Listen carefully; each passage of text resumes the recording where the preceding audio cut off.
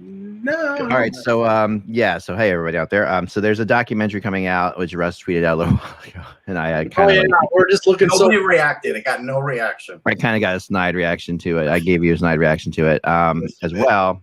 But it's basically on the Toronto Maple Leafs. It's Amazon's All or Nothing series, which they do. And Leaf fans are looking forward to this like they look forward to a colonoscopy. Yeah, like and the question that I asked for the panel is, will Mike hate it?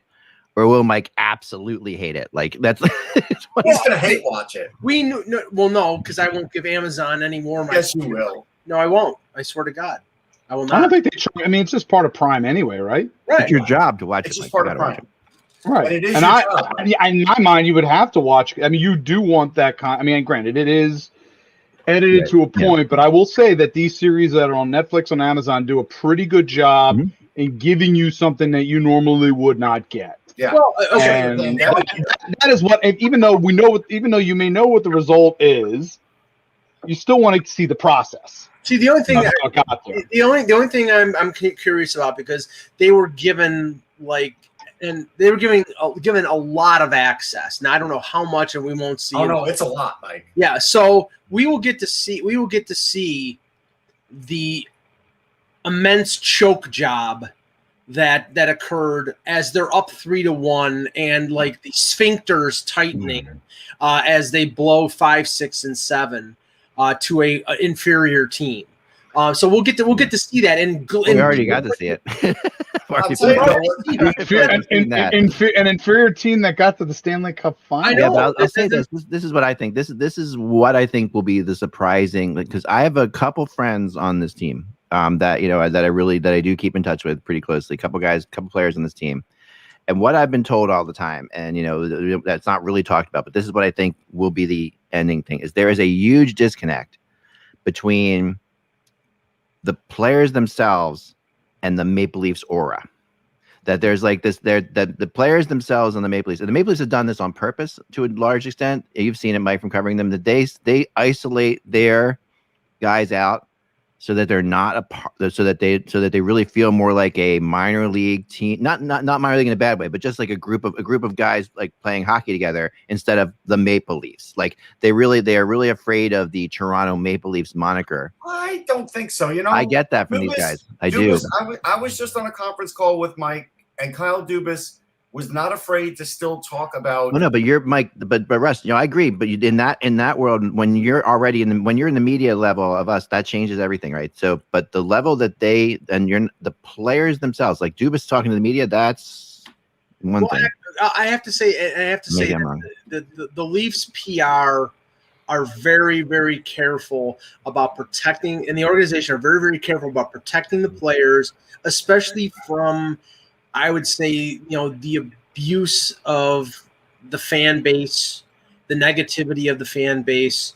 The media are very, I think, very proper and very, they ask good questions.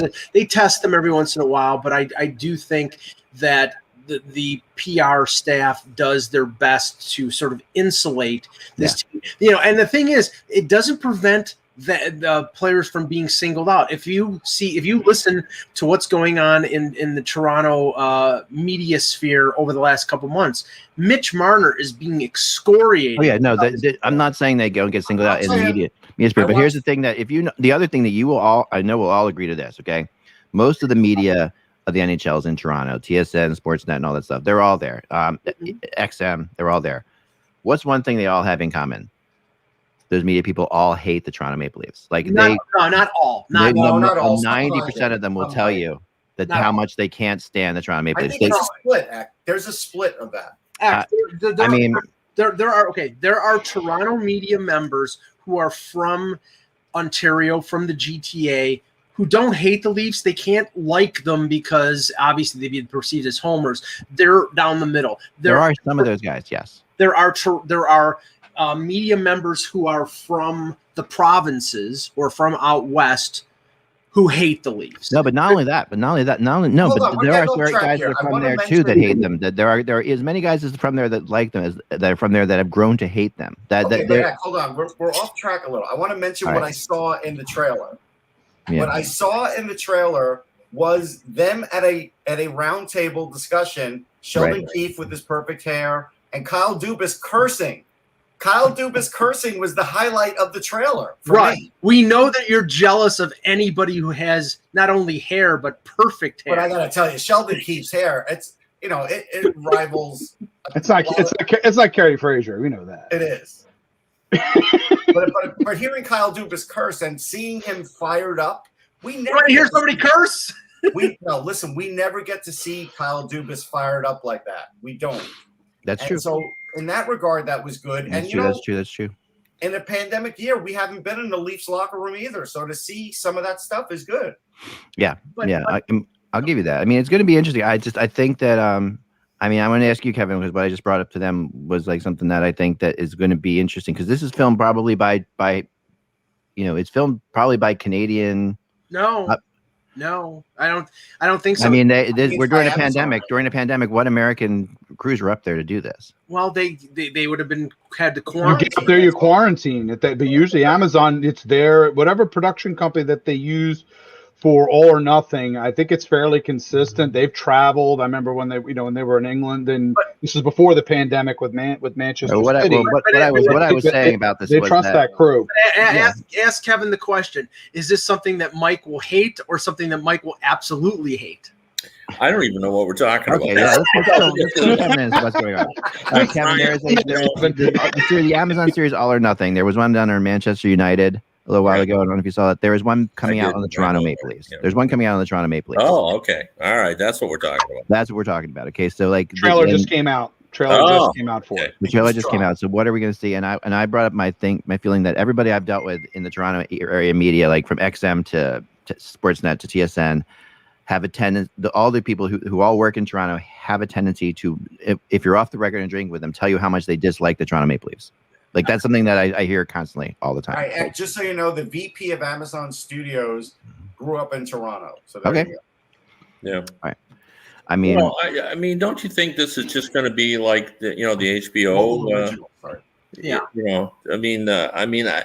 I think that when we first started doing those, they were fun and we were all kind of stunned by them, and then they kind of lost its luster. And so I'm sure there won't be anything all that shocking in this. It won't be. But the one thing I will say about this thing that I do believe is true is that this is a team that particularly tries. What's going to be interesting is can they get through this wall? Because I don't think there's many teams in sports to put up a bigger wall than the Toronto Maple Leafs do. Like I feel, at least that's what I feel, that they really want to keep their players isolated from. But there is something about those when when the cameras show up, you start to perform for the camera, and then you forget they're there. Yeah. And then it gets more real. Yeah. Because you forget they're real. So. I'm sure even the Toronto Maple Leafs, like if you were doing Lou Lamoriello's team, you'd still get some good stuff because they're not going to be around 24. Right. That's true. No, there's going to be some good stuff, I think. Yeah. You see Sheldon Keefe battling with a toaster. Well, I mean, here's what I think. Yeah, exactly. They have more access than the media did last season. So based on that, we're going to see more than we did last season, no matter what. Great point. Yeah, no, there was no access to yes, but I think the only thing that will be sort of appointment television will be the access that they get. And I was joking before, but I'm serious now. That what the reaction will be in games 5, 6, and 7 of that series against Montreal to see how those players were reacting in the moment. Mm-hmm. That would be, I was on the Zoom calls. I saw the after effect. I saw how like Mitch Marner and Austin Matthews reacted after the team choked it away against Montreal. In the moment, we'll get to see what was going on. But other than that, it's like I don't know. I don't think there's going to be a great desire on the part of Leafs Nation to watch this because I think there will be. You can't. Are you kidding? That's absolutely. I am not kidding. Actually, Mike they will absolutely watch backwards, and you can't do that. Yeah, watch this movie backwards. Mike, they're going to watch it the same way that people gape at you have a gaper delay on the highway after an accident. They're going to watch it. Or the writers who say they don't read their comments read their comments. Like there is no question that this is going to happen. Like it's going to. You have to. If you're honestly, in this situation, you almost want to, from like you say, Mike, a clinic, Mike, everyone, the point you just made is what everybody else is wondering is how these guys really reacted. So what you're saying is this is the hockey equivalent of the Hindenburg exploding. This is what's going to happen. Like this, you're going to be like this. Yeah. No, this is good. This is going to be and I really want to see that. That's how you're going to be. Because, like I say, the two guys I know on that team talk to me all the time about this disconnect that they set up, where they try to make the Maple Leafs feel like a small market team for the players, and they try to keep all the big market thing outside. Right. And that they really focus on that as a major part of their thing. Like Matthews, Marner, Hyman, these guys are really just like they're hanging out at like their junior hockey. The junior hockey team, and they're made to keep that kind of thing. They try to keep them insulated. But if you're trying to make the Toronto seem like a small market, you are failing miserably. Obviously, we're never going to win that battle. The strategy, by bringing out one player at a time and letting it be 75 on one in interviews. That's not a good strategy if you want to make it seem like. I completely agree with you, and I think that is what I've noticed. Like the Montreal Canadiens kind of honor the fact that you are playing for the friggin' Montreal Canadiens. It's to me, it's a difference that they have. Like you're playing for this monstrous thing. Prior to the pandemic, the tactic that they used, and I thought it was effective, especially they did it on most Saturdays, was they would bring out 4 or 5 players in the locker room at the same time. So you couldn't have 75 players around one player. You would have 10 or 15 around 3 or 4 or 5 different players. Always better. But now forevermore, it's going to be individual players, because I don't think they're ever going to let us back in the locker rooms. Well, I don't know about that. I hope they do, but I don't. Yeah, I don't know. I've actually tried to figure that out. I have a vested interest, obviously, in knowing what's going on with that, and no one seems to know what they're going to do. And they seem really to be torn on what to do, and it all has to do with where the Delta variant. Like sure. What they're going to do, Kev? They're going to leave it up to the clubs. That's what they're going to do. Yeah, it could be, but it is interesting. I brought up the last time that I interviewed players live for the first time in 2 years, and it was a little awkward for the first 15 seconds, and then you forget about it. And but I don't know what they're going to do, and I don't think there's a push to remove us as I thought there possibly could be. I just think they're just trying to do what's best. I don't think it's going to be club for us. I think it's going to be a league thing across the board here, because you're going to have certain markets where you're going to have one team's allowing access, and then another one is sticking specifically to Zoom. That's exactly what was going on before. Yeah, beforehand. How would that be any different? Didn't Gary Bettman say that there would be, the ideal would be to get back to where it was, and to so I mean, this really has to come from the league in terms of, okay, we're getting back to normal here, certain restrictions understandable, but let everybody back in the press box that was there before. If you want to augment access to, in terms of one-on-one interviews, fine, but we need to get back to where it was. And if the Flyers were the last ones to shut their locker room. They had their locker room open the longest. There were other teams that were already closing it down, and they finally did it on the last day where they had us in the hallway. But before then, we were still in the locker room when other teams were starting to shut it down. So I do think it's going to end up being on the team. That would be a very naive position for the league, just to say, hey, look, we want to open it up, because the Delta variant is different in Florida than it is in New York, than it is in Michigan, than it is in Canada. It's different everywhere. And I think everyone is. I think Russ is right. I think it'll be on a team-wide basis, on a team-by-team basis, because it's going to be different in every state. Yep. Will there be a requirement to have your shots to cover a team? I wonder. I think you're going to have to show I anticipate that. Yeah. I've heard that discussed too, and I think that's coming. Yeah. Well, I sure would. I'd actually welcome that. So here's my card, baby. There's your card. I would absolutely welcome that too. All right, we weren't going to talk about this today. For everybody out there. All right, we got to move on quickly. Then let's actually go. That was a pre-show. It's 12:21. All right. Hello, Hockey World. It's Wednesday, August 11th, 2021. I'm Michael Agello. All right. I'm Anthony Mingione. Russ Cohen from Sportsology. Kevin Allen, Hockey Buzz. And I'm Eklund. You're watching HockeyBuzzcast on HockeyBuzz.com. This is the podcast that comes every Monday through Friday to fill you in on the comings and goings in the hockey world. And before we get into our Pacific Division, which I really am excited to get into, we do have to, for sure, get into the passing of Tony Esposito, which is like for all of us. I mean, there's a lot of. It's funny. I know our the age of my average reader. And I'm older than them, so it kind of like strikes me as I am very much the Tony Esposito era. He enters the league in '68. That's the year I'm born. He leaves the league in '84. I graduate high school in '86. So those are like serious years that I am really like a hockey guy, right? And he's one of the guys that I said before, and I said in my blog, there were three players that I pretended to be when I played hockey as a kid, and it was Gilles Gilbert.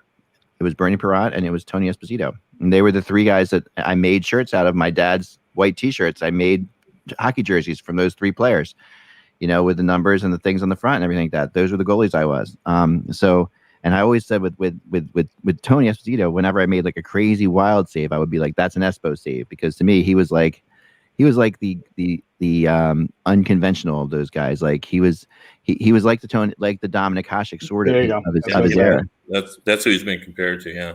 Yeah, and he was just fun to watch, because it was like if you made a crazy weird save, that was your Tony Esposito save. So man, oh man, there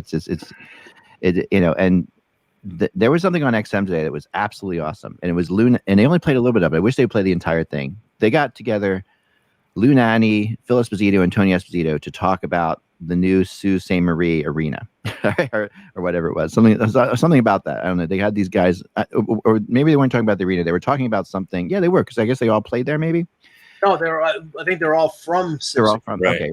Okay, right. They're all from there. So there you go.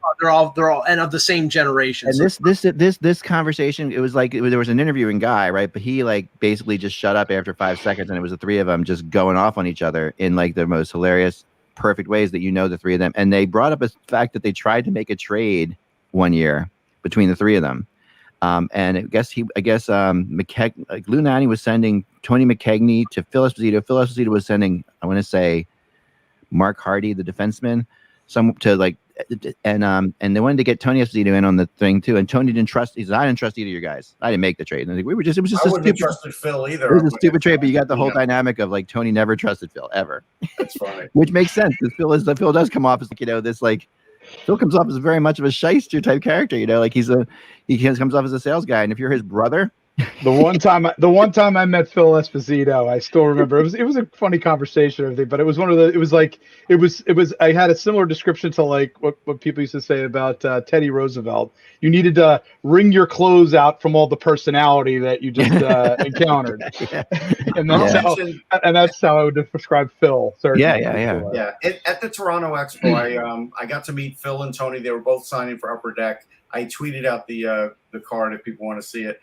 But it was funny because Phil would always come off a little grumpy at these kinds of shows, like he does generally, just because people say stuff to him. He doesn't like it. If you say the wrong thing to Phil, you might set him off for 2-3 minutes. But Tony had a way of mellowing out Phil that was amazing. And I sat around and I just listened to those two guys banter back and forth for like 5 minutes or so. And it was amazing. Like the stories, just the love and respect that they had for each other. These are two Hall of Fame players. Mm-hmm. You forget that after a while. These were just like two hockey guys talking, but it was really something to see. Well, the funny thing is that Phil started his career with the Blackhawks, and they almost crossed paths. I think it was 2 years where Phil had gotten traded from Chicago to Boston in, I think, '67, and then Tony got claimed. Possibly the greatest or one of the greatest waiver claims in history. Marty St. Louis is one of them, and Tony Esposito getting claimed off waivers from Montreal after he was the backup that won a Stanley Cup in '69 by Chicago in the inter-waiver draft. And then, and I'll have a trivia question on this, he wins the Calder and the Vezina. He actually won it, Eck. I know. No. Not Sorokin, but Tony Esposito with 15 shutouts in that year. Now, the funny thing is, okay, I did not see what I consider the first great generation of goaltenders, being Sawchuk, Plant, Hall. Most of them were. Yeah, I didn't see them either. I saw Plant late in his career when I was like 4 or 5 years old, playing for Toronto in the early 70s. But I did see Esposito, and I remember I was only 5 years old when the Summit Series happened. I remember Ken Dryden's failings in the Summit Series, and remember Esposito playing pretty well in those. Yeah, he had a winning record. Dryden went 500 in the Summit Series, but I always remember him as he was an unorthodox goalie, but always dependable until late in his career, and then he really started to fall off. But I mean, I'd say he's one of the 10 best goaltenders in hockey history. Yeah, I mean, I loved Espo, I loved Rogie Vachon, and I loved Eddie Giacomin. Yeah.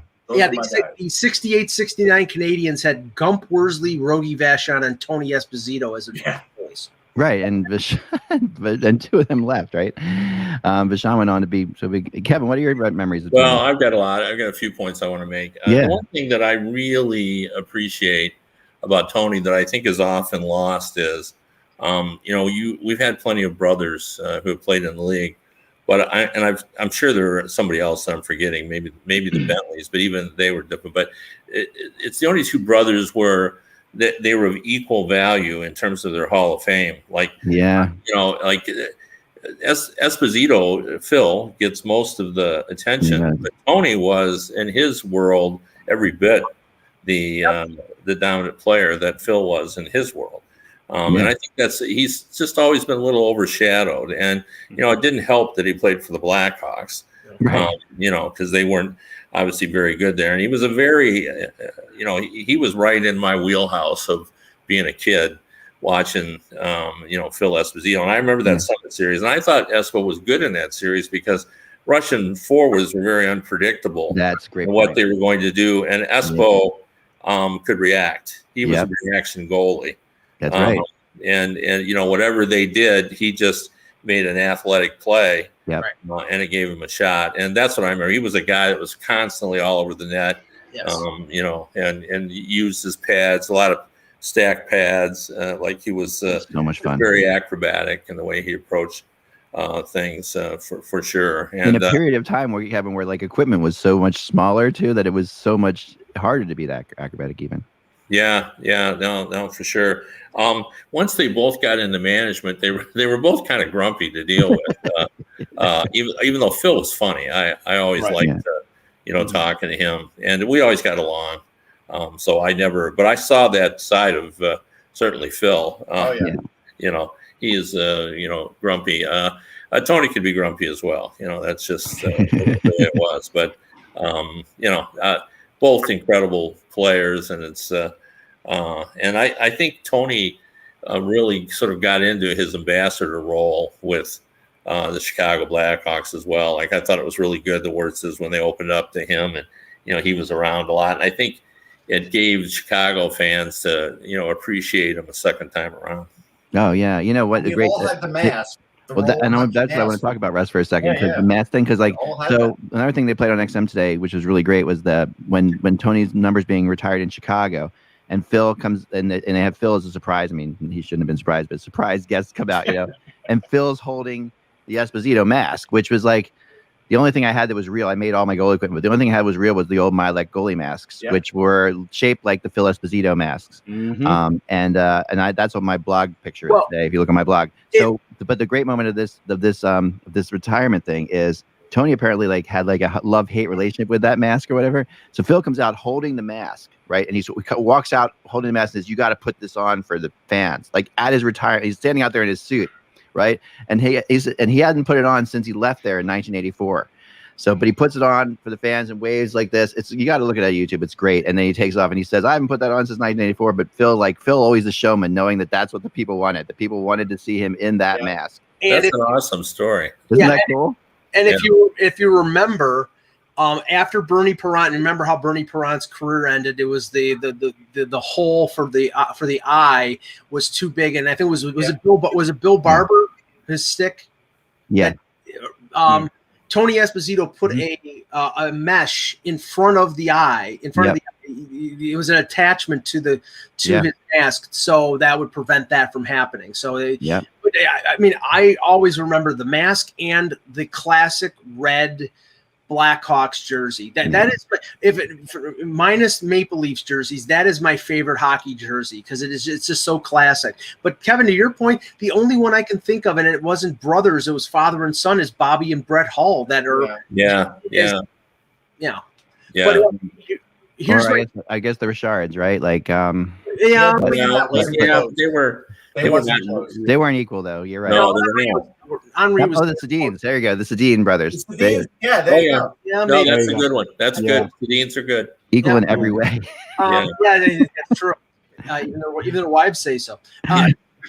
One thing you guys just brought up, and hearing X great story, I had not seen that video, and I'm sure I'm very odd in this manner, but I have a very, very difficult time watching ceremonies recognizing the retirement. Yeah. I just as soon not see that and let them go off based on their own. Yeah. What I saw them in the eyes. I for some reason I just. Right. Yeah, I don't relish them either. I'm sorry. I just don't like them. I don't. Yeah. Let them retire, and then if you want to bring them back for their number retirement ceremony, yeah, that's you're right on, Mike. Right on, Mike. Yeah. Yeah. Okay, let me ask. This was a number retirement. This was years right, later. But let me ask the trivia question, and then we can move on. Yeah.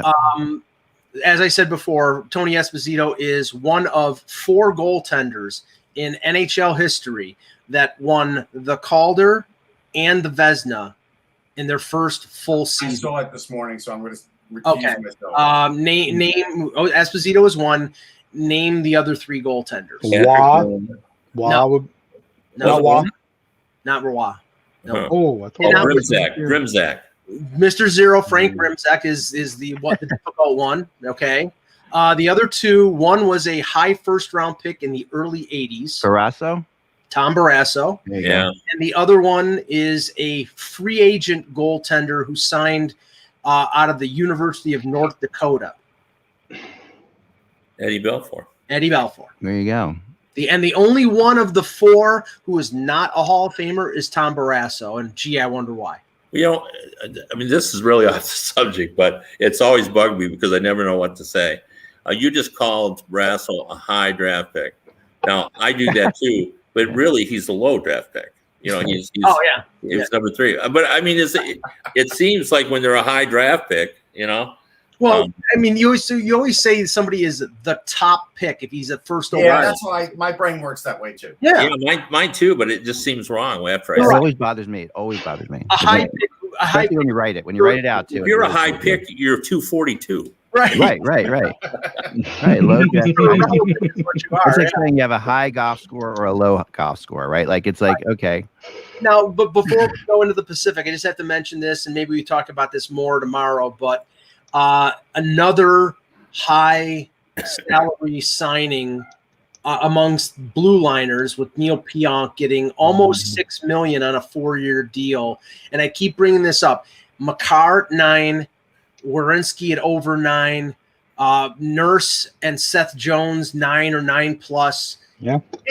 I can't say. I think the water rises. The water rises. The water level rises. To me, it's ridiculous. He hasn't even played 200 games in the NHL. Right. To me, it's ridiculous. Well, how about Shesterkin's contract? Yeah. Yeah.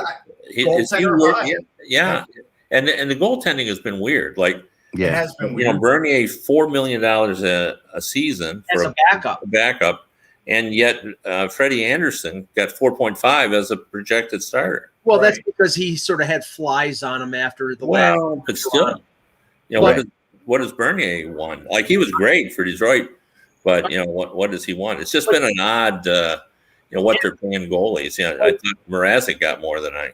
And Bernier in New Jersey and Mrazek in Toronto are making more than the starters are making. And Blackwood is going to be the number 1 and probably play 55 to 60 games, whereas Jack Campbell will play half the games. But still, the guy who's thought of to be the backup is making more than the guy who's the starter.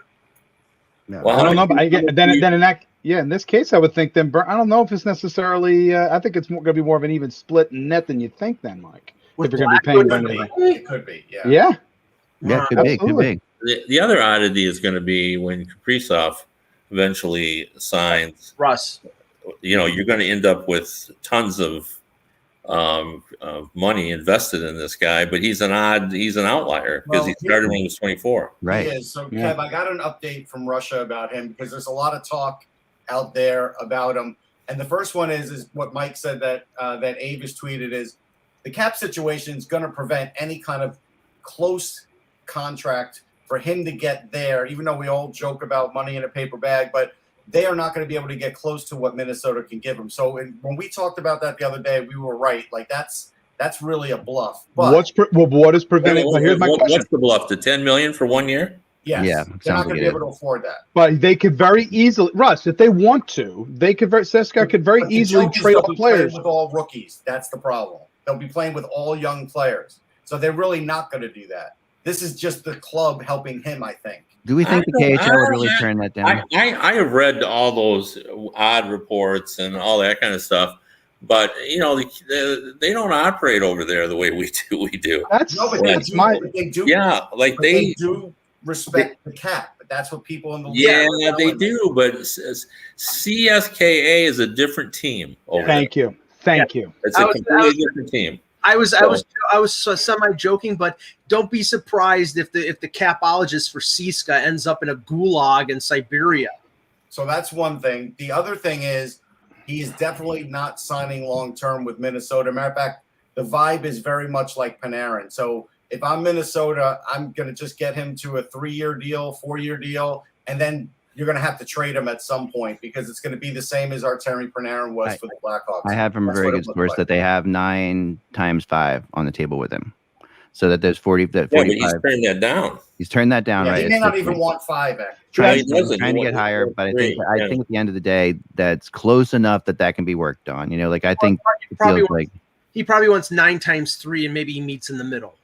Yeah. That's I think everybody believes he'll eventually stay in the NHL. Yeah, he likes it. It may not be long term with Minnesota. And he's dying to play in the Olympics too. That's the other thing. He's really hoping for the Olympics because that's one of his dreams. And his negotiating point's going to be maybe $9 million. He may be able to take 9 times 5, but again, if he's saying 3 years, well, I don't think he'll go 5 years. No, I agree with you, Kevin. I think, and if he's not going 5 years, obviously if he turns down 9 times, 5 times 9, if he goes for 3, he's going to try to negotiate even higher salary point on the 3-year deal. Yeah.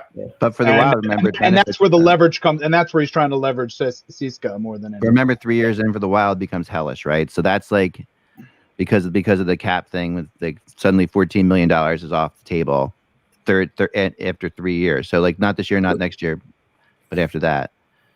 So that for the Wild, going shorter like that is not necessarily the worst thing in the world if they can figure out a way. I think they'll at least go 3 years. If he's a franchise, again, you have a friend. If you believe he's a franchise level player, and you're only able to do a 3-year deal with him, to me, that's just it get your fan base who's kind of tying themselves in, really, seeing a dynamic player and losing him after 3 years. If I'm a Wild fan, that's tough.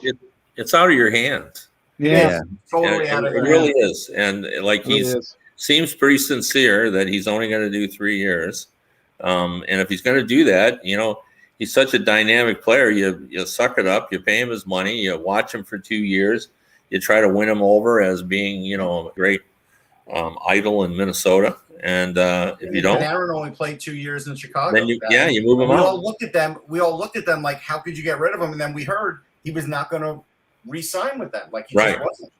Yeah, and he was, and it was very similar to what you're hearing about Kaprizov is that he's so really focused on just getting this walk it right to the edge of unrestricted free agency, and then I'm out of there. So will this fly with Minnesotians? It's interesting. That's my point.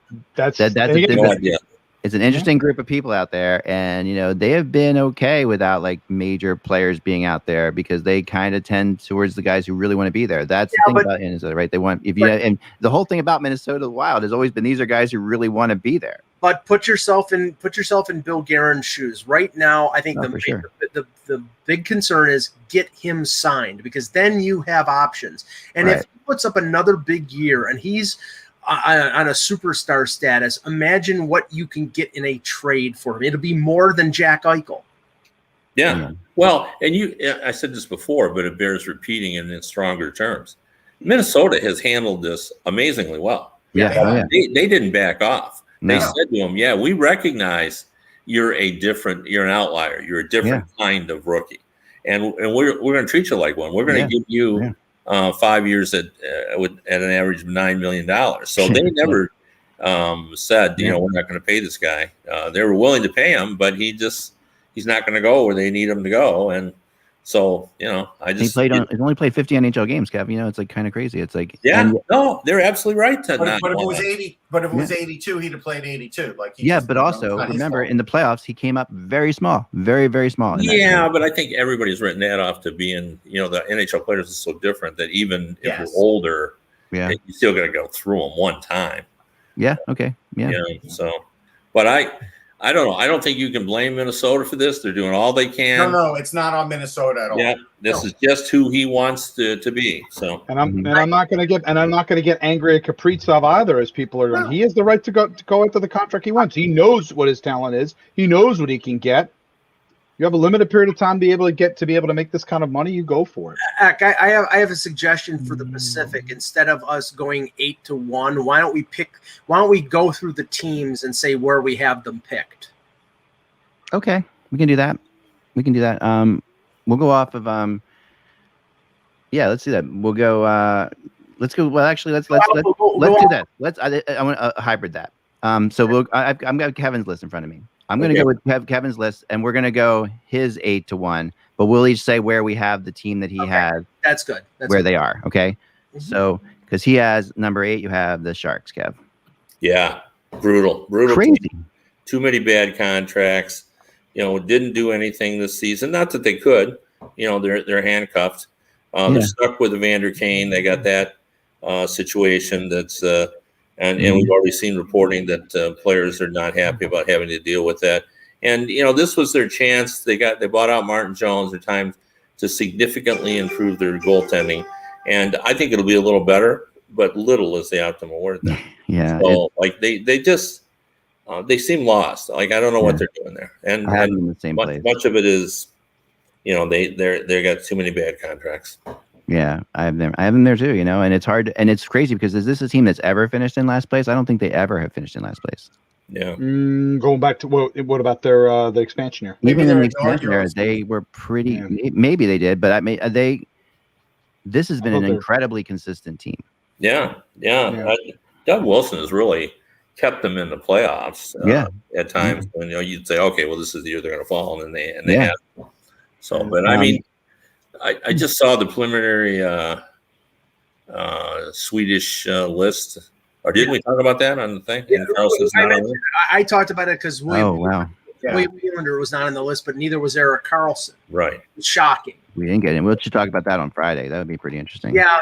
And now, I had San Jose 8 as well, which is a statement because this is a division with an expansion team, and that team is not 8th. But for everything that Kevin said, but also they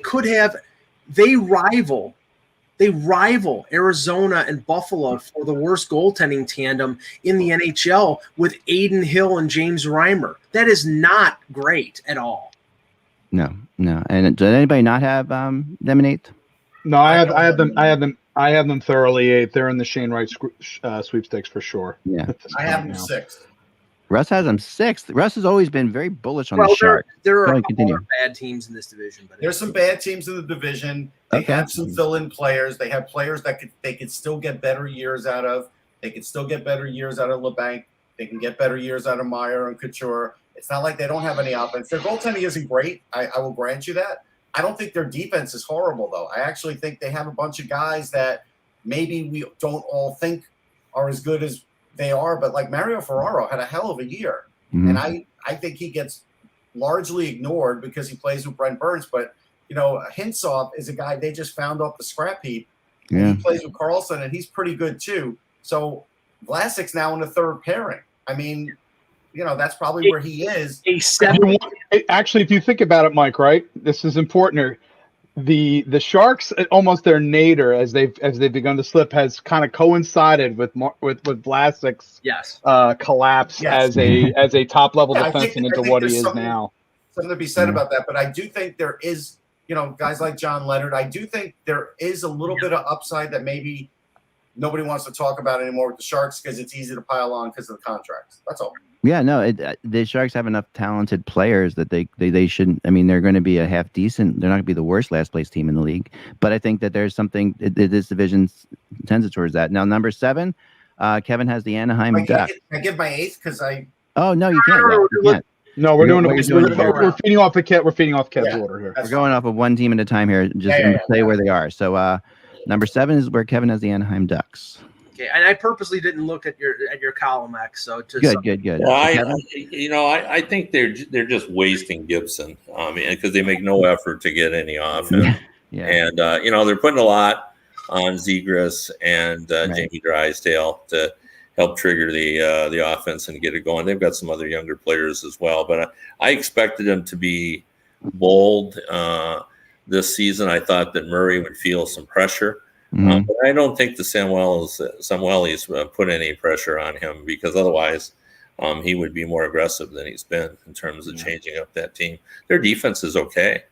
I like they got some talented players back there, but they just don't have enough offense to get it done. And could we see Gibson moved? I don't think so, but I mean, if maybe he's just going to get frustrated. He's 27 years old. He's young enough that he can. That when they're good, he will still be in his prime. So why trade? Yeah, especially with goaltenders being such a commodity. And I had them 7th too. And the only thing I think that they're being aggressive with is they're locking up some of their young players like Comtois and Max Jones on long term. Yeah.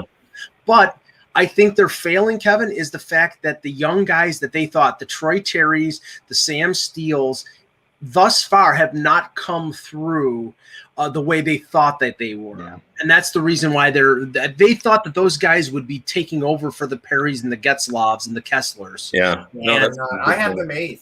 I do because on their decor, Manson's their actual best defenseman. A lot of those guys are offensive defensemen. Fowler, better than Cam Fowler? Fowler's more offensive. He's not that great defensively. He's average. But, Fowler, Drysdale, Lindholm, these are mostly offensive guys. That's a problem. I don't think they play a great team defense either. I don't think they do Gibson any favors because I've watched games where Gibson looks great for 10, 12 shots, and then the avalanche of shots comes on, and they're a 2-line team. Yeah. They really are. I mean, I know Silverberg at times will get hot and look really good, but their bottom 6 is weak. They're a line and a half team. I would say they really are. You're right. And they're probably going to trade Adam Henry if they do make an Eichel deal. A guy like Adam Henrique will probably be part of the package that goes. So it's sort of. I mean, I think Eichel is obviously a lot better than Henrique, but they're going to be giving up pieces to get a guy like Eichel. So, which is one of the reasons why I think it's going to be different. I'm hesitant to put Eichel wanting to go to Anaheim. Even I think he has no choice. I know he doesn't, but I'm sure he's going to look and see there's going to be some hesitance there. But again, you're right. He doesn't have any choice. I concur with Kevin. I think the Ducks. It's just the phrase I use with the Ducks is milk toast. That's how I feel like where they're at right now as a franchise across the board for all the reasons that all of you have pointed out. Maybe just a little bit ahead. I could easily see them in San Jose. Sort of alternating here in the Shane Wright sweepstakes. I think they are. I have them in 6th, but just because I think that there really feels like there's no pressure on them in some ways, and they have so many young players without pressure and a good goalie that can mean that they get out to like a hot enough start that they end up in 6th, but they wouldn't be able to maintain it type thing. I could see them. I wrote like one of my surprise things, like, one of my wacky predictions is that they would be in the playoff hunt in American Thanksgiving, but fall out like pretty quickly afterwards. So I just feel like they, that whether they be able to sustain it or not, I don't see it. All right. So then numbers 876. Number 6 is where Kevin puts the Calgary Flames. Go ahead, Kev. Yeah, I mean, I think there's a bubble of 3 teams there that could go either way. But I expected a little bit more out of Calgary again this offseason. There was a lot of discussion about what they were going to do. Was Gaudreau going to move out? Were they going to add the defenseman? They lost Giordano in the expansion draft. I think that's a huge loss. Like, he still plays at a high level at his age, and there's the leadership as well. So I mean, they're certainly capable of making the playoffs. I think they have enough talent there, but I think 6-5-4, it's going to be kind of a coin flip, in my opinion. It'll just be who's got the momentum. So interesting, yeah. I think, like I said, I think it's possible they could finish 4th all the way to 6th, but I have them at 6th. I have them right in the middle there. I have them at 5th. And I feel like the loss of Giordano will hurt, but I also think that we got to see better from Markstrom than we saw. Like, I think that Markstrom's going to be able to be. I still think Markstrom's a good goalie. I don't think he's a bad signing. I think that that was a rough year. I think we're going to see more from him. So that's why I'm going to say they're going to be a little bit better and battling for a playoff spot. I put him 3rd, and I'll tell you why. Good. I looked at the division. I looked at their changes, and I said, you know what? I do like Trevor Lewis on their 4th line with Lucic. I do like what Dylan Dubé can still do. And with Monahan, I think Coleman was a really good pickup for them, even though they overpaid. Maybe he is a second liner with them. That their top line is still going to be good, and it's going to give a lot of teams trouble. They're going to have Valimaki back. That was a massive loss for them. Yeah. And having Zadorov in there, I think they have a mix where you could actually say they don't have enough offense on their blue line, but their defense is actually pretty good, and the puck moving is going to be good. So, Russ, I think they're more of a Daryl Sutter team now with the additions that they made, especially Zadorov and Coleman. Mm-hmm. Right. I have them 4th. I think Markstrom. Now they did get Vladar as the backup, and he's not proven at an NHL level. But Markstrom's going to play 60 games. So Vladar's had flashes. I think he has the capability in that role as a backup. I think he can be. They're just going to need Markstrom to stay healthy. If Markstrom stays healthy, they challenge for a wild card spot. Okay, I'm going to concur. I actually have Cal with Russ. I have Calgary up. I have Calgary in 4th for most of the reasons that we just indicated. I don't think they're a year ago or so I might have had them a little bit higher in the division, but there's other things going on. I agree with Mike in that I do believe that they have a bit more of a Sutter-like personality to them now in their lineup than they did before. So I'm going to concur. I'm going to say I think they are knocking on the door of a playoff berth. Is that really a plus now, though, to be a Sutter team? Sometimes if you can, it all depends on I guess, what kind of culture he has going in that room, and if there's a lot of people that are naysaying them that they might. Well, one of the things that's always lost about Sutter is players actually like playing for him. Yes, they find him amusing. They tell stories about him sitting on the team bus and reading, Farm Implement magazine, those kinds of things, and they like his little sayings, and they actually enjoy their Sutter experience, and I think has been one of his secrets, is that he bonds his players pretty well. The chemistry is always good. He has a good idea of how to mix players. But, the Sutter, you can outwork any team and win. I'm not sure that works as much anymore. If you've got really good talent, I still think. True. They are going to be significantly tougher to play against. I mean, with Lucic, with Coleman, with Zadorov, and Matthew Tkachuk, if they are, if Tkachuk gets back to where he was before last year, and I think he took too much of a burden of being physical and being the spark plug, and he gets back to being the really talented player that he is, I think they'll be a lot more successful. Well, that's another good point, though. We've talked before about teams that aren't built for the regular season, but if they get in the playoffs, they can make a run. That could be this team, because they are going to be hard to play against. Yes. All right, going to 5th, Kevin. This is where you put the LA Kings. Yeah, I'm bullish on the Kings. They got a lot of good young talent. I think it'll start to arrive this season, although it's not, totally ready. But it'll be fun to kind of see that team rise up. And look at their signings. Like I love the Arvidsson acquisition. Yeah. And I'm forgetting who else. Who they added? Dano. Dano. That's Dano. I mean, and they'll probably play him where he probably shouldn't be. Like I bet they give him a shot to be the number 2 center, and he's probably not best suited to go there, but maybe on that team he is. So I really like what they're doing there, and I think Blake knows what he's doing, and I think this is the year we start to see him rise up a little bit. I agree, but I had them even higher. I have them second in the division. Ooh, boy. I think that the tandem of Peterson, Peterson and Quick, I think could be the best goaltending tandem in the division. Now, Quick is not the goal he was a few years ago, but I think Peterson is really good. They added Edler on defense, and I agree with what Kevin was saying. If any one of Byfield or Velarde or Turcotte step up, they've taken the pressure off of them by bringing in Dano. They don't have to play up the middle. They can play on the wing. And you've got Kopitar as your number 1 and Brown coming off a really good year and Arvidsson being added. I think there's a very good possibility they finish in one of the top 3 spots. So I have them finishing second.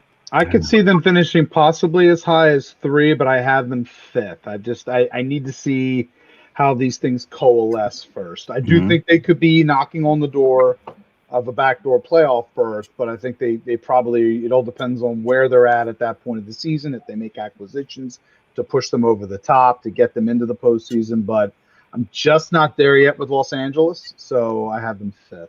Yeah, I have them 5th also. I don't love their blue line. I think, look, I'll watch a lot of Kings games because I like the young talent, but it's not all going to come through this year. It's not. Okay. This is where I have the Kings at number 4. I have them at 4th. I really do like a lot of their additions. All the same things you guys are saying. Basically, I don't love their defense though. To put them as high as like 2, I think that their defense isn't good. Even though they have a great goaltending tandem for sure. That is if Quick can be really good as a backup, and I'm not 100% convinced that he's not going to be a pure backup. He's going to be a 1B. He's going to play 35. But he's going to it depends how many, because Quick does need to play, I think, to be good. And I think that if they get far though, if they get to the playoffs, this we talk about a team that's scary in the playoffs. Dano, suddenly starting to match up against the strong centers like the Petterssons and McDavids in this division is going to be fun to watch. Like that's where you can actually see that's where the Dano signing could really turn into something big, I think, for them. And I do think, and Russ would know more about this than most of us would. I do think that the younger defensemen on the Kings, like Bjornfoot, like Anderson, maybe Clegg, although Clegg's been there for a while, I think that they're sort of under respected. I think that they're. I think Bjornfoot is because he looked really good when they had him with Doughty. I think he is ready. Anderson's very underrated. Yeah. I think Clegg, something's gone on with him where he's probably not strong enough defensively yet. That's the problem. And they're believers in Matt Roy and Sean Walker. I haven't seen them enough to really evaluate them, but it takes long for defense to develop. Right, but I mean, which is why I don't count. Which is again why I don't. It's the reason why I'm not as bullish on them as I'd like to be. Yeah, same here. So number 4 is where Kevin put the famous Seattle Kraken. Wow. Yeah. Well, I talk about this all the time, but I've learned from doing a little work in the gambling world that they know what they're doing there, and they have mostly assigned them to be in the middle of the pack in terms of Stanley Cup betting. And I thought their expansion draft wasn't as nice, certainly as the Vegas Golden Knights, but since then they've really improved that team. Like they've got now guys that can score. I like their defense right from the beginning. I thought they drafted well on their defense, and now they've got the goaltending. So I think they're one of the bubble teams that, I always think it always comes down to 4, 5, and 6, and I think they're going to be right in it. I don't know for sure they're going to make the playoffs, but I think they're capable of getting in that 4th spot. Mm-hmm. I remember back in over a decade ago, when the Sabres were contending for the Stanley Cup, that it was always referred to that they had 3 second lines. With Briere. This team has maybe 3 third lines. I think they have a second line and 2 third lines. And I agree, Kevin. They added Wenberg. They got Gord. They're solid up front. They just don't have a big scorer, and that's unless their power play is really good, that's going to hold them back. But their defense is solid, and they got a good 1-2 in goal. And you've got a coach, and Hackstall, who plays a defensive style that I think will be conducive to winning close games. I just don't think they're going to be. I had them 6th, but I think that they could move up a little bit. So they're a good team. I have them 7th. Sorry, Mike. I have them 7th. I don't love their bottom pairing. I think after you get past Giordano, Alexiak's okay, and then it gets weaker with Soucy and Fleury. They're even what their top power play will be okay. It won't be great, but it'll be okay. And so I do think they're going to have times where they're looking for that ancillary scoring in games, and they're not going to get it. I would concur with Russ. I'm going to say I have them 6th. There's some things I definitely like that they've done since the expansion draft. The Schwartz signing, was something we all knew. We had an idea. Yeah, that's a great signing, but he's not. I think that's a great signing. He's not exactly. That was my next point. Is the fact that there's always health issues with him. Is he going to be available? And then what are your options are after that? I like their center situation solid. I need to see how Wenberg goes. He's one of those guys I've always kind of kept tabs on because I've always felt like he has something more in him, and maybe just in this environment it'll come out. But he's a competitor. He's a competitor. You're going to have, I think Gord's going to definitely give them a lot of heart and soul in that position. But again, even in this division, the defense, I agree with Russ. I think some of the upper end of the defense is good. But for them, I don't know how well they're going to be able to roll out, how well their 3 pairs are going to go. And again, Dave Hackstall's time in Philadelphia, I need to see how he has evolved as a coach. I think that's I think that's a legitimate question to ask as to what are the things that he learned, not just from being an assistant coach in Toronto, but what are the things that he's learned and is going to carry forward. It's a different team. Yeah. How is that going to be different? So a lot of questions for me still for them. Yeah. I think if they had a legit number 1, like a solid, maybe a guy would be a number 2, a really good number 2 center. If say Tyler Johnson ended up on this team, even though he has injury history and everything, if he had ended up there, I might have put them up a little bit higher. I agree with you guys on 7th. I have them in 7th place as well. And I just think that, it is tough to compete with what Vegas did. But what's really interesting is not only are they not trying to compete with what Vegas did, they're really building a totally different kind of team, and which is fine. It doesn't mean that the only way to win as an expansion team is what Vegas did. But I would have paid a little more attention to that, because I think that there is this thing that I believe there's this gap in the NHL that is not ever admitted to, but exists all the time. But that younger players are actually better than you give them credit for, and they're faster. And if you give them confidence and give them space, they actually can be dangerous, which is what Vegas showed. Because Vegas wasn't just a winning expansion team; they were a fun to watch expansion team. Mm-hmm. This team might win, but they're not going to really be a fun to watch team. They want to be hard to play against, so they're that's what they want. They're going to be hard to play against. That's fine and everything like that. And and Seattle will deal with that. But the excitement that was Vegas is not going to surround this team because of the way that they play, and because unless they go out. Now there is still time. So that wrote in my thing as well that there's still time. This is the early pick, right? There are still guys out there that they could get. If this was a different draft year too. I mean, if a guy like Beniers was an even higher up the ladder prospect who's ready to go and play in the NHL, I'd probably feel even better about them. Yeah, but they're not there. It's not that player. And Hackstall is not a really great adaptable coach in my experience. So whether he's able to adapt to, which is a constant, really needed to be adaptable. It was interesting because early on, I mean, Mike, real quick, just when his time in Philadelphia, he did try to play sometimes an attacking style. And then injuries hit, and he had to kind of break things into a very tighter defensive format towards the end of that his first or second season. And he kind of stayed there after that. He didn't really go beyond that. So he used an attack style. I'm not even looking at that, Ann. I could sum it up in 30 seconds. He built a great program in North Dakota. He's building a program there. He could do that. He's done that. Well, that's the point, Russ. You're right. I mean, if there's ever been a guy who's used to like these are all new players you've never had before, it's a college coach, right? Like a college coach, that's exactly what they do all the time. I think that's a really important thing. Basically, what he did with the expansion draft is it was sort of like a recruitment class. He's a system coach, and they picked players that they thought would fit into the system. But he picked those players. Francis picked these players, and I think that's a little. I mean, there's a connection there for sure, and there's no question that they work together on it. But and Francis picked the kind of coach you would think that would be able to coach the kind of players he would want. But I'm not. I got to see that happen. I really think they blew it big time in the Grubauer signing. I think that they really, signing Dredger and then having Vanacek, like we talked about, who I think might be even better than Grubauer in the long run, and losing him then back again and having to sign Grubauer for a bigger number, I think is going to turn out to be a huge mistake that they're going to be remembered for. I'm not saying, it's great to have two goalies for sure in an expansion team, but they had two goalies. They had two really good goalies in my mind. And But one more unproven. That the key thing here is that it's unproven. And I do understand having, much like Vegas had Fleury, you had someone that at least had a resume, a real legitimate resume in that. And Grubauer has. You say what you will about him in Colorado, he has a resume at least. Yeah, I was gonna say far be for me to defend Philip Grubauer, but he did get nominated for the Vezina, so it's like you can't equate him with Vitek Vanacek. Okay. No, I agree with you, Eklund. I would not give it a huge, the 5-second huge mistake. I wouldn't say that, but I liked their goaltending before with Dredger and the Washington goalie.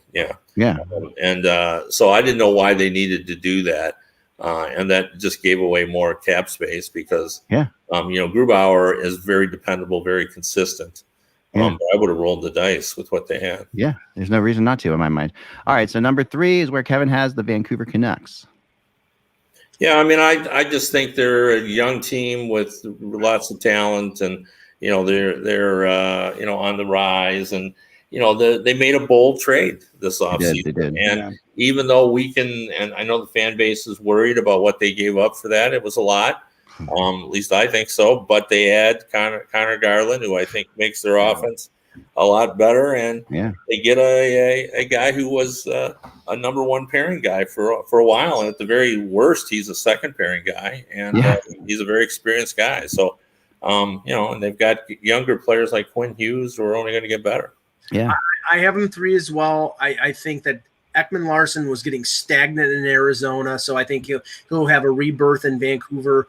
I think the only thing that prevents him from going any higher or maybe falling lower is if the Pettersson and Hughes contract situation doesn't play out and they don't get things done. But I think they'll get them done on bridge deals, and I like the ads that they made, especially Garland and Jason Dickinson as a depth player. So I think third is right. I have them 4th. I don't love their defensive play. I think their blue line is good. They're offensive. They're puck moving. As far as rugged defensemen, you've got Hamonic. And they added Shen. They added Luke Shen. Yeah, and Myers. But there are guys that I like Rathbone. I do think will make a splash on that team because he can skate, but he's not great defensively. He's okay. They got a lot of okay defensemen. Their 4th line is brutal. Like it's Tyler Mott and Brandon Sutter, and their 3rd line isn't great either. But Podkolzin will probably break in, and Pearson's going to have to lead that 3rd line. So I just think their bottom 6 isn't good enough. I feel a lot better about the reason why I have Vancouver number 3 for all the things you mentioned, but I also believe their goaltending situation has become much, much better now. I think Demko being backed up by Halak, I think that is having those 2 netminders back there. I think is really good considering the struggles that Holtby had in net. And some of it again. Holtby has struggled his last year in Washington and ended up in Vancouver, and the struggles continued there.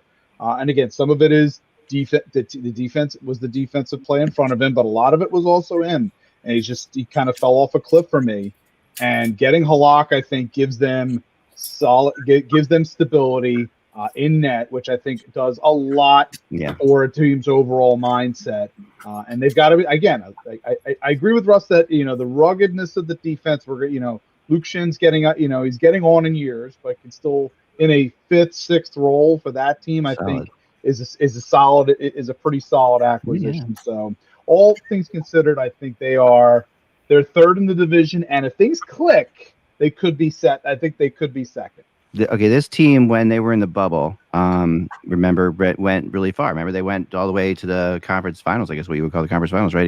Against Detroit, or against Dallas, before losing out. Am I correct about that? Or did they lose the round before that? It was the round before that? They lost in the second round. They lost in the second round before that. I'm sorry, yeah, but they also played in, right? So they kind of won 2 playoff rounds. Anyway, so they that team looked really good. Elias Pettersson and Quinn Hughes are unquestionably 2 superstars, right? They're not there yet, but they're getting there. They really are. I love this trade. Any Canuck fan who doesn't like this trade, who longs for the days of Eriksson back. I'm sorry. This is to me, this is like getting Connor Garland alone would have been worth the deal. Getting OEL on top of it. I think in many ways it's almost like it's like an NBA trade in that I think some of the fans right now probably have a little bit of their hearts in their throats, a little bit about the money that Ekman Larsson's making. That's the complaints. Yeah, it wasn't. Yeah, that's where the complaints are, but not in terms of players that they traded off. But this fan base they wanted to get rid of. We've all written things for this fan base in the past. This fan base was dying for them to do this kind of thing. This is what they've been crying for forever, to make this kind of trade, right? So they go out and they get Connor Garland, who I think is going to be a star. I think one of the best players is going to be a superstar. I think there are superstar. I will put him in, not superstar. Okay, I'll just put him right below that level, but he's definitely a star. He's an all-star in my mind. Good player. But okay, so and then I agree with you with Halak. Really good backup, not just a good backup, but good as a backup, good in the backup role, good in that knowing that he's a backup, not going to push Demko in ways that you have to worry about. This team is not only, in my opinion, 1st in the division. They're number 1 in this division, but they may be number 1 in the NHL. And I'm throwing it out there. Oh boy, we went there, did we? We are starting to see. Here we go. No, you got to realize that this happens before you realize it, right? You got to go back to where they were, how good they were. And last year, what happened to them was just unbearable. They went through such a horrible season of injuries, plus COVID, plus their games being played when people were already in the playoffs. Just the whole thing that went through, that's the kind of thing that can bring a team together when these kind of additions are made. This is ex-Montreal theory playing out again, the effect of the previous season's adversity springing a team forward. But add to that these great players.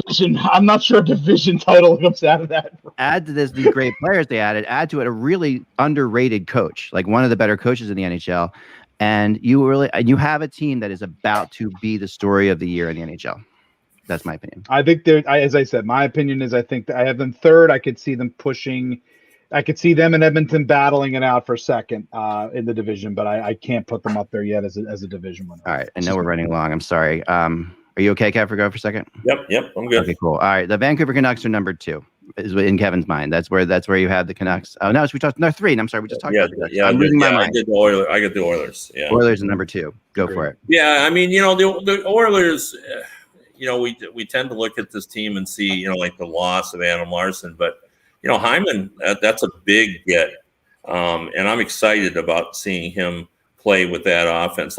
Zach Hyman's talents requires top-notch players. Yes. If you have top-notch players who can play with Hyman, and there's not too many higher-notch players than Draisaitl and Connor McDavid. So I really like that. I really think that that changes everything. They got the same problems they always have. You can't lose Adam Larsson off that defense. But the one thing is that I've come around on a little bit too, and I actually was corrected by a general manager just talking about the fact they didn't get a goaltender. He goes, I don't disagree with you, but he said, did you actually look at all of Smith's starts last year? He said he was pretty good. Yeah. He was really good. And I went and looked at him, and I looked at the advanced stats, the quality starts and all that. he played really, really well. Like if he played that well again this season, they'll be fine. But he's 100 years old, so can he continue to do that? Like they need to get a goalie. Let me go second on this one because I agree with you. Yeah, but I also think they're second place. They do need to get a goalie. Go ahead, continue. Sorry. Yeah, they need, but their defense still isn't good enough, and there's a lot of issues there. But Connor McDavid makes up for a lot of problems. Yeah, he does. And here's my thing. So I don't. They obviously need to get a goalie. We know. Maybe Stalock. Maybe somehow they pull him out of there. Who knows? But the problem with their goalies is that Koskinen is a stand-up positional goalie who makes himself big because he's already very big. But he doesn't roam out of his net very much at all. Mike Smith is the exact opposite of that. He's a wild chase the puck into the corners type goalie, and going back and forth wreaked havoc with this team because the defense, you have to play totally different with Mike Smith or Koskinen in goal. And not that both of them are half decent goal, and not that Mike Smith didn't play well, but what they don't have is like when Bobrovsky was at his best in Columbus. One of the things that he not only was quick back and forth and did all that stuff, but one of the things that he did better than anybody else in the NHL. He also shared this with the goalie for the Blackhawks that no one ever gives credit for, Niemi. Okay, what Niemi did really well was know when to freeze the puck and stop things. Like know when your team needs a break. Smith keeps the puck moving all the time, and that throws his defense in. And Koskinen isn't a really great guy at freezing the puck either, if he can even stop it, right? So but there's times at which they need that kind of goalie, and I think Stalock is that kind of goalie. That's why Russ and I think got so excited about Stalock. Going back and forth. If he's healthy, I think he can give a run as a backup spot there and can fill in in different areas. If they can move Koskinen to Buffalo and have to give up a pick to do it or whatever, I would do it in a heartbeat if they could, but I don't know if they can. I have them in second place as well, but I have them in second place too. They're not going to do that unless they have a viable replacement. And they've missed the boat on that. They lost out on Kemper. See, this is the thing, and what Kevin said makes my point. I think Hyman was a great signing. I think it was a bad contract because it was 7 years, and I think they paid him too much. But in the short term, he's going to really help that top line. But their three big failings last year were lack of defensive depth, lack of forward depth, and goaltending. They have the same goaltending. Their defensive depth is marginally better. Duncan Keith, I think, is on his last legs. He did play better last year, but not. Cody Ceci could be the worst defensive signing in this free agent class. Money that they paid and the term. And their forward depth, the only move that they made other than Hyman was Warren Fogle. They didn't. I have an update. And losing Bear was a bad thing. I have them fifth. Okay. I have missing the playoffs. That because if their goaltending fails, if their defense fails, McDavid and Draisaitl are not enough to cover up their ills. Go ahead, Russ. Alex Stalock is currently playing and making big saves in the Beauty League. So you know what? Listen, you can say what you want about him, Mike. In Minnesota, he was very good. If this guy is healthy, he will be the backup for sure. And they could steal some time away from Smith. He will be wonderful for the Bakersfield. All right, so I've got him in second. Mike, Kevin, I'm in second. Mike, I'm in fifth. Where do you have it, Russ? Second. Where do you have it, Anthony? Yeah, I have it second, and the biggest thing that bugs me, I think, a little bit with the Oilers is I liked Ethan Bear, and I hate in replacing. I think Bear is a better defenseman than. Granted, Cody Ceci had a solid what we call a solid season in Pittsburgh. And maybe that's their mindset. Like with our offensive setup here, that Ceci may work better in the fact that we had to add more defensive-minded players adding a Derek Ryan to the mix, a Warren Fogle, Perlini, granted on a 1-year, two-way contract, wouldn't have a die there. But Hyman also, I think, helps in terms of, again, I think there is also a defensive mindset too. So they're looking at their defensive makeover as much, I think, from the forward position as they are from defense, and feel that they can piece this together. I did not like them losing Ethan Bear. But that was the decision that they made. But it's not enough for me to take them out of number 2. Sorry, me, Mike, I'm not knocking this part out. Adding a guy like Jason Demers or Braden Coburn, a player like that is what they need to do. Like they need to add a defensive guy. Coburn, but the problem is Coburn. If you're looking at that, put Coburn type, but not Coburn himself. Yeah, let's go with Jason Demers. Just solid. They already have an old, slow defenseman in Chris Russell. They don't. Yeah, but Demers is. I don't know. I think he's a little bit better than that. Anyway, number 1 is where Kevin puts the Vegas Golden Knights. Yeah, yep. I mean, they've been consistent since they've been in the league.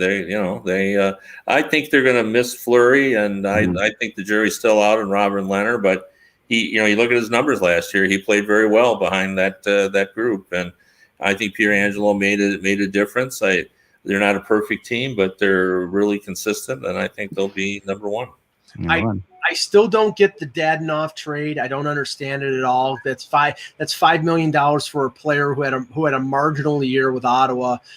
They still don't have a number 1 center. I think by default, and Anthony, you'll probably have a chuckle out of this. I think Nolan Patrick's going to end up being their number 1 center because Chandler Stevenson is not a number 1 center, even though he worked well with Stone and Pacioretty. That's the key, though. They work again as long as you're able to sort of manage that. If you're looking at it from a potential talent standpoint, for sure. That's what we all thought that Nolan Patrick was going to be coming in. Right, that's what we thought he was going to be. And Kelly McCrimmon is the biggest Nolan Patrick fan in the world.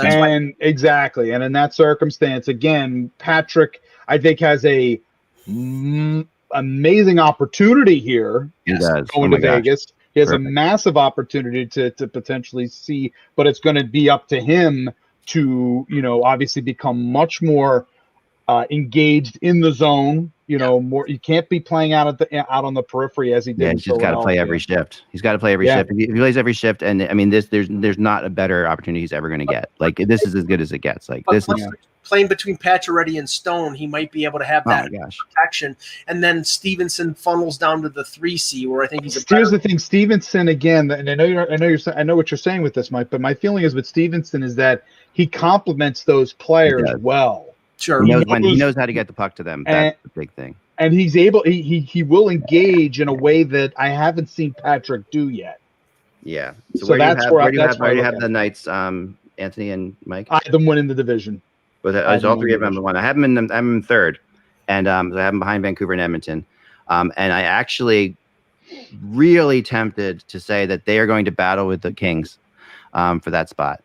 And I think that, I think there's only 1 playoff team out of this division, but I think that it could be, there's only 3 teams out of this division. So you're not going to have, your extra wild card. So I don't think the 4th place team makes the playoffs, but I think you're going to finally see that Kings Knights thing that we always wanted to see, that rivalry between those 2 teams of battling out for that final spot. I think that Leonard, I don't like their backup situation right now in goal. Brassard? What? He's got a limited. I will say this: Brassard has a limited resume, but I like what I saw out of him at the times that he did play last year. As a matter of fact, I was looking at him more than Martin Jones in Philadelphia. He's even with more the limit. I think it's a solid backup signing if Brassard continues. And again, he's 27, 28, I believe now. Yeah. So again, it's a limited window. Yeah. Stone. Stone's amazing. Stone's amazing, obviously. Marchessault and those guys, the guys who made the Knights really good in the beginning, have kind of fallen off every year a little bit from that year. So he's a solid number 2. Just don't expect him to play any more than 25 games. Okay. Yeah, but what if Leonard gets hurt? I mean, Leonard has. What if any goalie gets hurt in this situation? It'll really be amplified because of what they did, and the pressure's going to be on them big time because of how they moved out Fleury. And if they don't, now the thing is this. Again, this is the early picks, and I'm perfectly willing to change the picks if they make the right move to get Eichel somehow. If they figure that out, if Dadonov isn't the guy, but Eichel is the guy that they get because they lost Fleury, they get Eichel and not Dadonov, then maybe 1st or 2nd for sure. Kev, what happens to 20 NHL teams if they lose their number 1? They're screwed. Yeah.